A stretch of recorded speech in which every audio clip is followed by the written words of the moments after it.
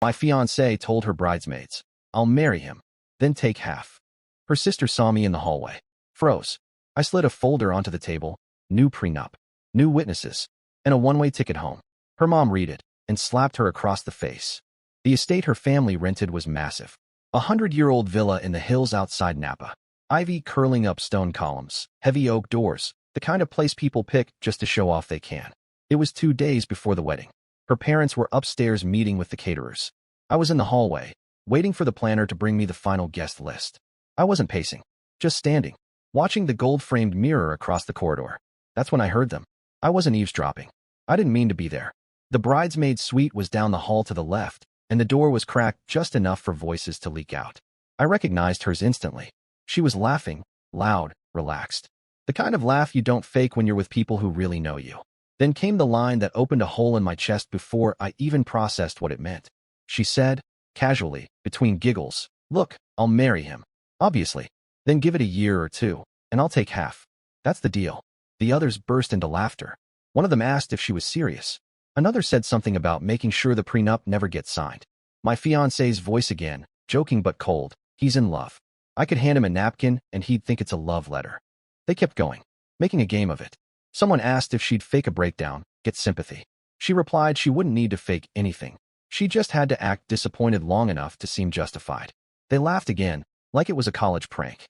I stood there, completely still, feeling heat rise in my ears but my body refusing to move. Then came footsteps. Her sister, Lena, came out of the room carrying a dress bag. She saw me. Her face collapsed in on itself like she'd walked into a crime scene. No words, just a breath caught halfway through a sentence. She froze. And that's when it hit me. It wasn't a joke. Not an exaggeration. Lena knew exactly what I'd heard. There was no laugh, no backpedaling, no effort to explain it away. Just silent, white-knuckled stillness between us. She clutched the hanger harder. Her mouth opened, but nothing came out. I didn't wait. I didn't speak. I turned and walked away. I left the villa without saying anything to anyone. No dramatic scene. No accusations. Just keys in my hand, the sound of my dress shoes on stone, and the sensation that I was walking out of someone else's life. I got into my car and drove. No direction, just movement. I stopped at a gas station 15 miles away, hands still shaking, and booked the nearest hotel room that wasn't a roadside dive. I didn't know what to do, but I knew one thing. I wasn't going back to that house until I had a plan. I'd been raised by attorneys. My mother used to say, "If you ever catch someone lying, don't explode. Document." So that's what I did. I sat in the hotel room that night replaying everything in my head. Every past moment that had felt off, but I ignored. The time she changed the subject when we talked about prenups. The way she insisted on adding her name to the vacation home deed, even though she hadn't paid for it. The way she reacted when I once made a joke about splitting everything 50-50. It all aligned now. It wasn't a series of red flags. It was a blueprint, and I'd walked right into it. Around midnight, my phone buzzed. Unknown number at first. Then a text. "It's Lena. Please, can we talk?" For a moment, I debated blocking the number, but I didn't. I called her back. She answered immediately. Her voice was low, strained. She apologized before anything else. Not on behalf of her sister, but for herself. For freezing. For not saying anything. She told me she wanted to talk face to face. Not out of guilt, but because she had something to offer. Proof. The next morning, we met in the hotel lobby. She sat across from me, barely looking up. Then she pulled out her phone. She hadn't meant to record anything. She had been filming herself trying on the dress. But her phone caught a few seconds of the conversation inside the suite. Enough to hear her sister say the words clearly. Lena offered to send it to me. I said yes. I didn't ask her why she was helping me. I didn't care. I thanked her, told her not to contact me again unless I reached out, and walked out of the hotel. I got back into my car, and I made a plan.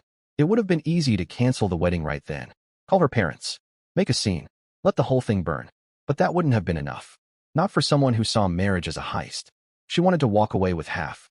I was going to make sure she walked away with nothing. But I needed to be smart. Calculated. Legal.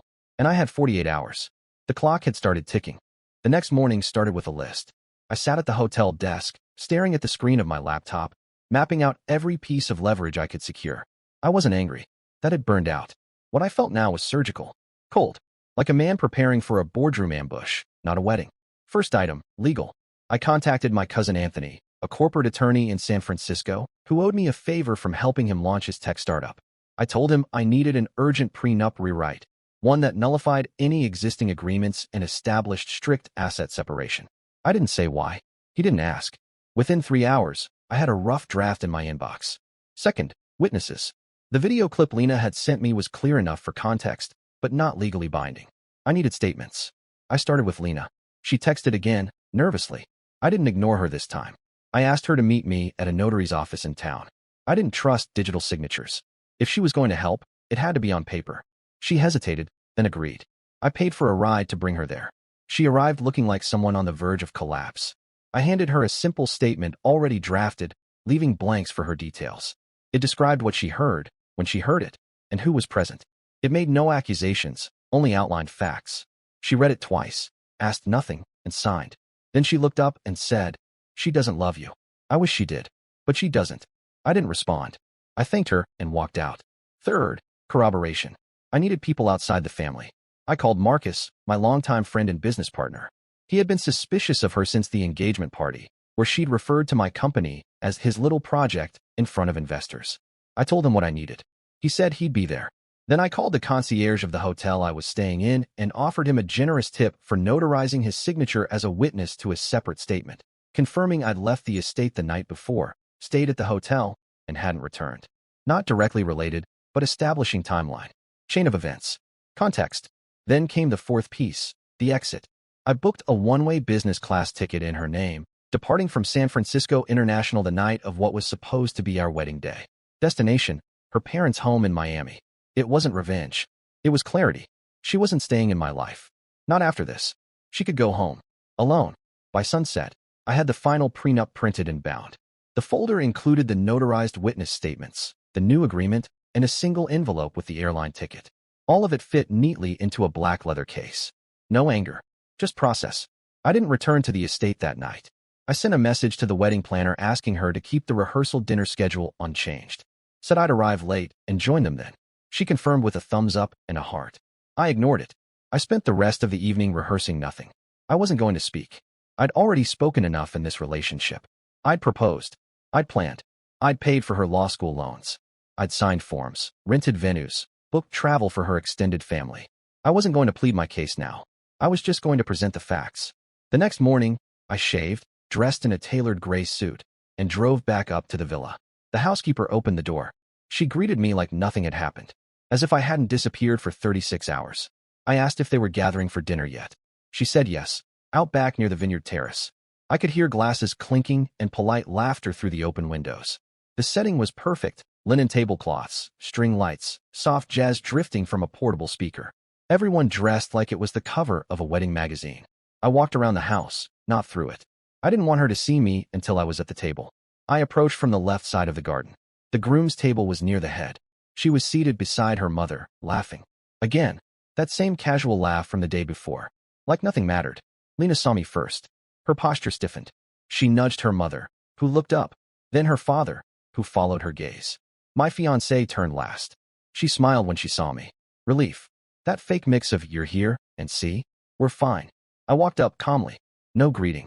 No smile. I placed the folder directly in front of her plate. A heavy thud. The table went quiet. She looked at it, then at me, then back down. She reached for it, but her mother's hand got there first. She opened the folder slowly, like she already knew it wasn't good. She read the top page, flipped to the next, then the next. A pause. Her eyes stopped on the printed airline itinerary.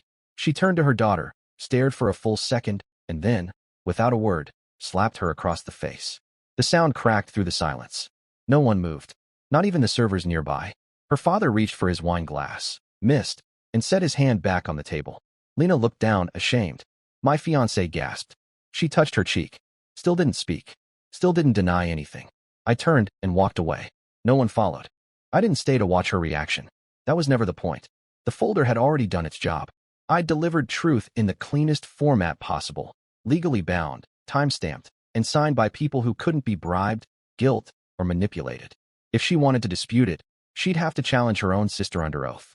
I left the terrace through the back gate, crossed the gravel path to the guest parking lot, and sat in the driver's seat with the door open. For the first time in 2 days, I could breathe normally. Not because it was over, it wasn't, but because I knew the next move was hers, and she couldn't undo what I'd already set in motion. 10 minutes later, Lena approached my car. She didn't knock. just stood by the passenger side, waiting. I unlocked the door. She got in, closed it, and stared forward. She didn't look at me. She's still trying to spin it, she finally said. Told our mom you must have misunderstood. That it was sarcasm. I let that hang in the air. She's always been like that, she added. Since high school. She doesn't think consequences apply to her. If she can cry hard enough, everyone forgets what she said 5 minutes ago. She won't cry her way out of this, I replied. Lena turned to me. You know what scares her most? I waited. She can't stand being irrelevant. She doesn't care about love or loyalty, but she needs status. Control. That's why she picked you. It landed heavier than I expected. I'd already seen the signs, sure, but hearing it laid out, so blunt, so dispassionate, turned the knife differently. Not deeper, just with more clarity. Lena handed me a flash drive. There's more on this, she said. After you left the hallway. I hit record. I took it, not because I needed more evidence, but because I didn't trust my fiancée not to rewrite the story in the coming days. This was insurance. She wasn't just toxic. She was performative. She'd try to rewrite history by morning. Paint herself as confused, heartbroken, misunderstood. I wasn't going to give her that runway. I need to get back inside, Lena said. They're probably wondering where I went. You don't have to keep playing along, I said. I know, she answered. But someone has to make sure she doesn't burn the whole house down trying to save her pride. Then she left. I didn't drive away. Not yet. I stayed parked under that old oak tree near the driveway and watched the windows of the main house. Every now and then I saw movement behind the sheer curtains, shadows of guests shifting. Eventually, I started the engine and headed back to my hotel. Not a word from my fiancée. Not a message. Not even an attempt. The silence didn't surprise me. She'd never been the type to chase. Not unless she thought there was something to gain. She was calculating. A strategist. If she thought I was a lost cause, she wouldn't fight. She'd pivot to damage control. The next morning, I got a call from her father. He didn't yell. He didn't plead. He sounded like a man walking through the ruins of a house he helped build, only to realize the foundation had always been faulty. He told me he'd refunded the wedding deposits himself. Said I didn't need to worry about a thing. Then he paused, as if debating whether to say the next part. I didn't raise her to be like this, he said. But I also didn't stop her when I should have. I said nothing. There wasn't anything left to add. Then came the second call, her mother. This one was shorter. She's gone back to Miami, she said. Took the ticket. I nodded to myself. It had worked. No screaming match. No shouting in public. No revenge tantrum. Just pressure applied in the one place she couldn't manipulate, her own image. She could lie to friends, to her parents, but she couldn't lie to notarized signatures and travel confirmations. That's why the one-way ticket hit harder than the prenup. It said, this isn't a fight. It's a dismissal. Around noon, the hotel manager slipped a letter under my door. Handwritten envelope. My name in blue ink. No return address. I knew who it was from before I opened it. Inside were 4 pages of tightly written excuses. She claimed she was under stress, that the joke got out of hand, that her bridesmaids exaggerated. She never denied saying it, just tried to bury it under a pile of context. She ended the letter with a line that said she hoped I would find a way to remember the real her. I folded the letter, slid it back into the envelope, and dropped it in the trash.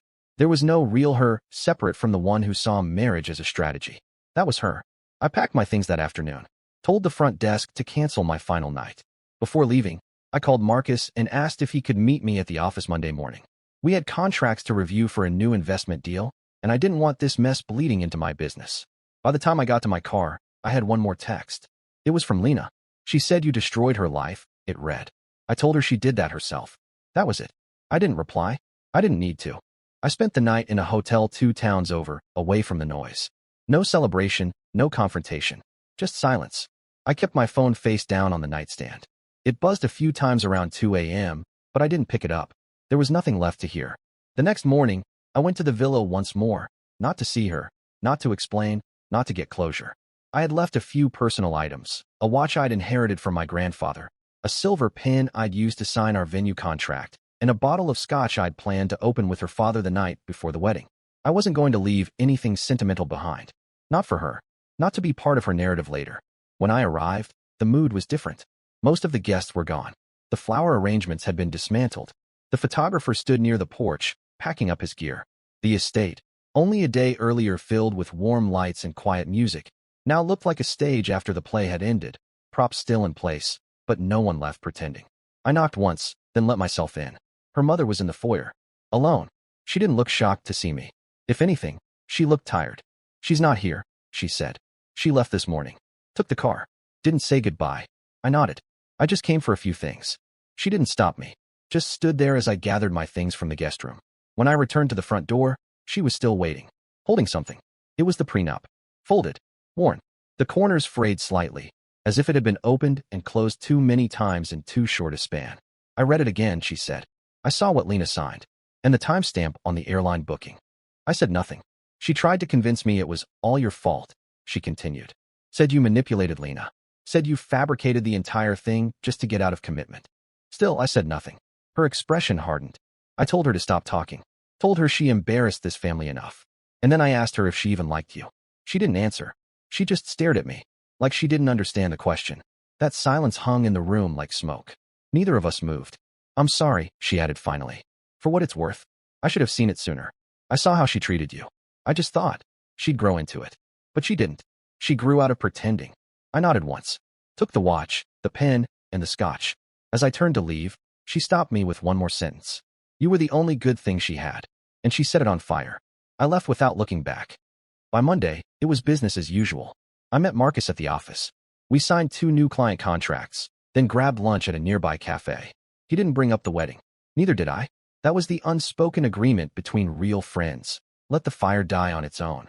Later that week, I received a package at the office. It was the ring. No note. No explanation. Just the velvet box and the diamond I'd spent 4 months customizing to fit her grandmother's original band. I didn't open it. I gave it to Marcus. He sold it discreetly through a jeweler he trusted. The money went toward our firm's new office build-out. The next time I heard her name was 2 months later during a phone call with a mutual acquaintance. Apparently, she had moved back to Miami permanently. Word was, she tried to tell her version of the story to a few friends. How I left her with no warning. How I had humiliated her in front of her entire family. But then someone forwarded them Lena's statement. The video. The prenup. And just like that, the story died. She faded.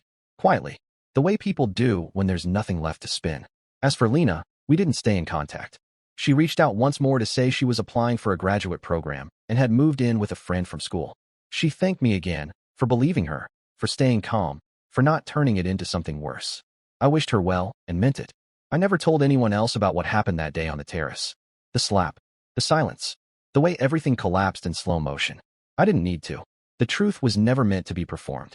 It was just meant to be seen. Once. Clearly. In full daylight. And I had made sure of that.